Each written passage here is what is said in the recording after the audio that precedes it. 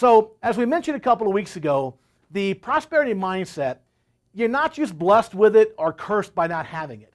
You can develop it over time. I talk about this a lot in my book, The Power of Consistency. You can develop the prosperity mindset, the growth mindset. And what that requires is a simple exercise of, number one, getting very clear on what you want out of your life.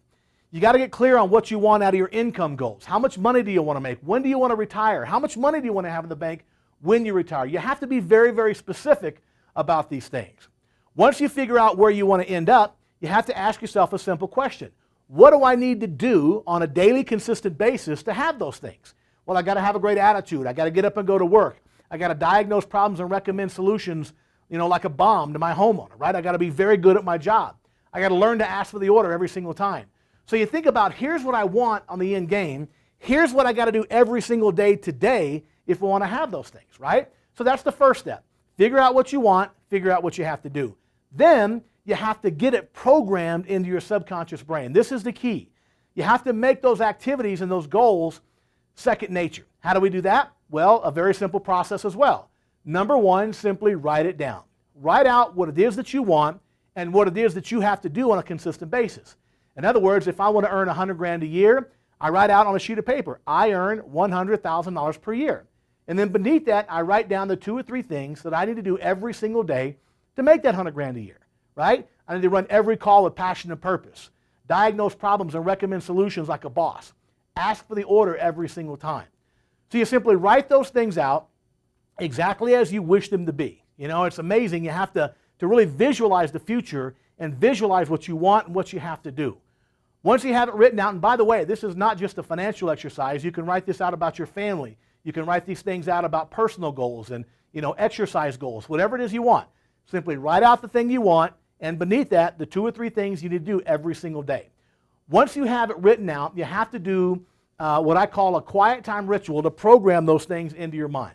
All that really involves is taking 10 to 15 minutes a day to review that list. Read that list. Read the things that you're going to accomplish. Read the things that you're going to do.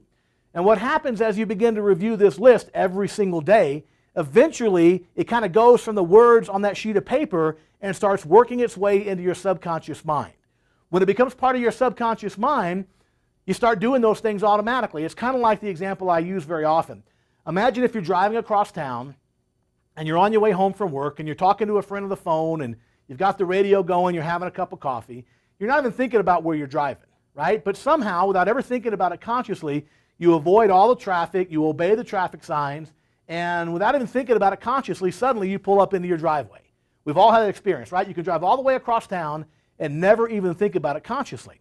But ask yourself this question. Could you just drive to that house without thinking about it consciously the very first time you went there? The very first time you went there to see it before you bought it or rented it? Of course not. You had to have a map and you had to focus on the directions and follow the directions to get to that house. But as you made that trip back and forth, eventually the directions to that house went from your conscious mind to your subconscious mind. Then it became second nature.